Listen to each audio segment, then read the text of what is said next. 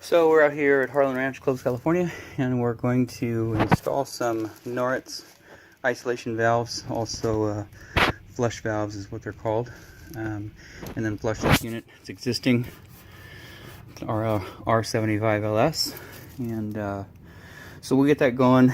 Water will be down for a little bit, get the water back on, go ahead and flush this unit out, and we got one more project inside. And outside of that, the beginning portion of this video is done.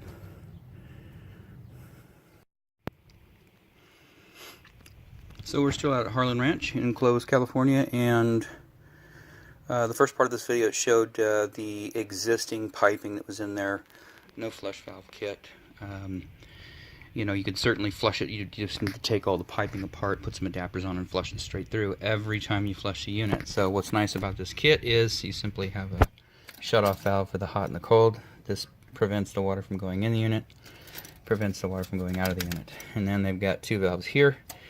Turn these down in line, and vinegar goes in on the cold side and comes out the hot side, and it cleans out the heat exchanger. So that makes it real nice. Little caps on there.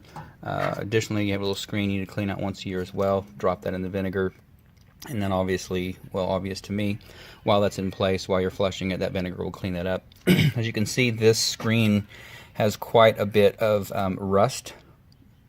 Not rust, or discoloration. Looks like rust. Sorry about the focusing. It's trying to focus on something, I'm not sure what. Anyways, it's pretty brown. So you've got some iron pipe somewhere in the home. Everything out here that was iron pipe, the galvanized iron pipe, is gone. We replaced it all with pure brass and stainless steel connectors right down to the copper. One thing that I do not like about this installation is you have, this is Aquapex pipe right here, the white pipe with the big lead ring. And for this piping, they make a specific fitting that has on the fitting, it's got little ridges. Now this is not one of the fittings. It is going to look similar to, well, I don't think I've got one. I do not have one. Anyways, if you could imagine, it's got something similar to that. It's got ridges on the pipe. Not as many, and it's not threaded to screw in, but it does have some ridges on there. The reason why is you slide that fitting in there, crimp the ring, and those ridges help to keep that copper in place so it doesn't slide out. So they make a copper adapter for that, and brass adapters as well. What they did is they just took a piece of 3/4 copper, smooth copper, just like that right there, this piece, slid it down in there and crimped it, and that's a big no. I don't even know how, and I see this all throughout Harlan Ranch. This is just the way they're installed. I'm not sure who the plumbing company was, M&L, Fresno Plumbing and Heating. A lot of plumbers have plumbed out here, but, you know, spend the $5, get the adapter on both sides so it doesn't move. And I haven't seen any blow apart, haven't seen any problems with them, but I'm just a big fan of, if you're there, just do it correctly. Anyway, so that's my nitpick for the day. Everything in here is installed. We're going to turn the water back onto the home and then go ahead and get this relief valve tied back in to this that's the relief valve. It drops down and stubs out right there. So we need to get that tied in and get it over. This is the only part in here that you could use a piece of like iron pipe in here, although we're going to use brass anyways. But iron pipe, if you connect in, because there's no water pressure in here. There's no transfer of water unless you literally open it up.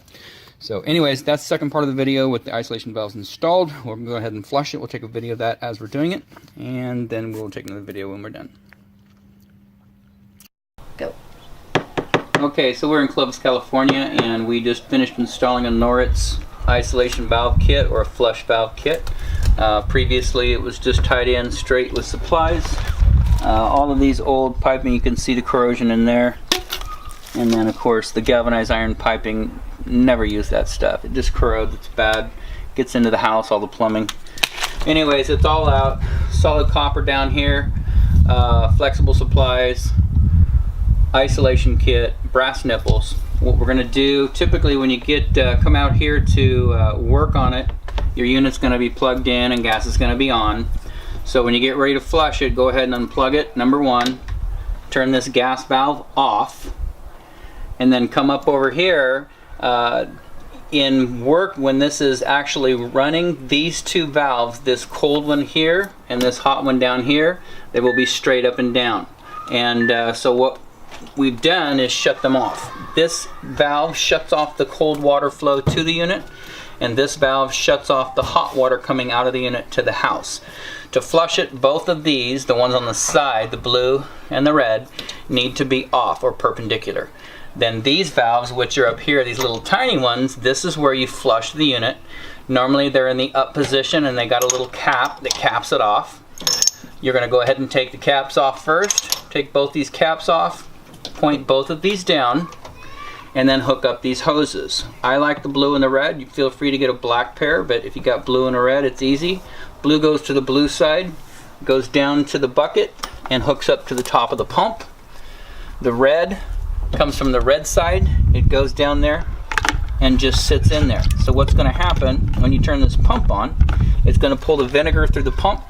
It's going to push it to the cold side, up through the heat exchanger, back down out the hot hose, and dump back into the bucket. And you're just going to sit here for an hour and a half while it cleans out that heat exchanger.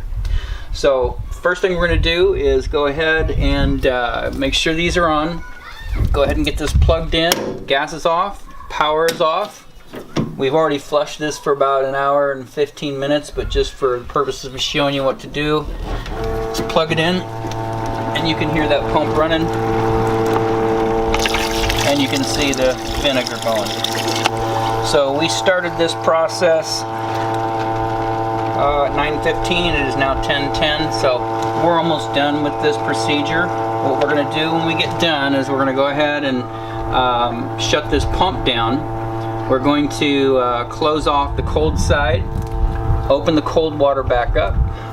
We're going to leave the hot off, and we're going to flush all the vinegar back out of this unit and get it cleaned out with fresh water, and we'll take another video of that when we're ready to do it. New relief valve is in. You can see here, brass nipple, dielectric union, tied into copper, right back into hard pipe, and that terminates down here. So we're going to wait another 10-15 minutes, and then we will take another video and we will be done. Go for it. Okay, so we've finished flushing this out, and we've already disconnected the cold hose. You can see the pump and the hose are sitting over there. We've dumped the gotten rid of vinegar, and we've gotten rid of it. So bucket's empty. We are going to leave the red hose connected. The valves are still off to the unit, still unplugged, gas is still off. What we'd like to do though is begin flushing the unit to get all the vinegar out before we open the pipe back up to the home. So to do that, we're going to leave the hot valve off here. We're going to turn the cold water on, so that releases cold water to the unit, and then we're going to open this valve, and you can see that's allowing what's in the unit to be pushed out without going into the home here. So we're going to run about 5 gallons. I guess a good way to measure that is dump it into a 5-gallon bucket.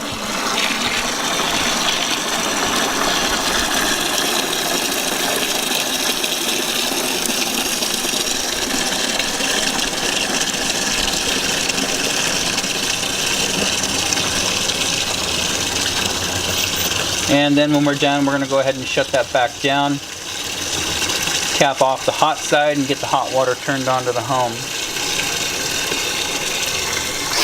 So that's good right there. Take that hose off. So the complete flushing cycle is done. From the first video to the second video, we'll combine those later and post that to YouTube. So now you can see both these are going to get capped off. That's just as a safety precaution in the event somebody turns this on, you don't get splashed with water. So now both the hot and the cold flush valves here are straight up. Cold water's on.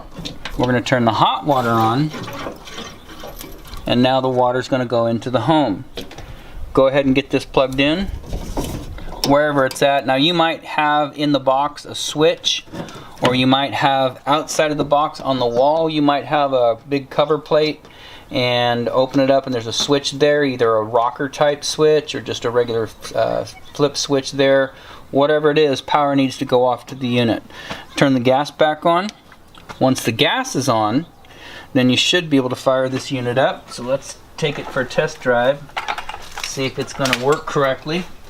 And matter of fact, We're going to drain it into this bucket just so we don't get it all over everything. And we should get hot water out of this relief valve. You should hear the unit fire up. And you've got plenty of hot water there. Sorry about the dripping, the North valve does that. So you've got hot water there. That unit will cycle through and then shut back down. Meanwhile, we'll go ahead and get everything dried off in there and get your cover panel put back in. So that is it. That's the whole procedure. That's when you're done, plugged in, gas is on. This water valve is always on. Cold's on, hot's on. These are off, capped off, and then put your panel back on. You do need a key for that. They're all universal. You can go to your neighbor's house and ask him to borrow his, get a copy made. I think any generic key that's about the same style as this one right here, I've used a key that even looks similar to that, and it's fit in there and open it. So every Rinnai panel you've got, that key works. So that's from my house, but go ahead and get one and get that made, and that's how you do it. Once a year flushed out, you'll be good to go.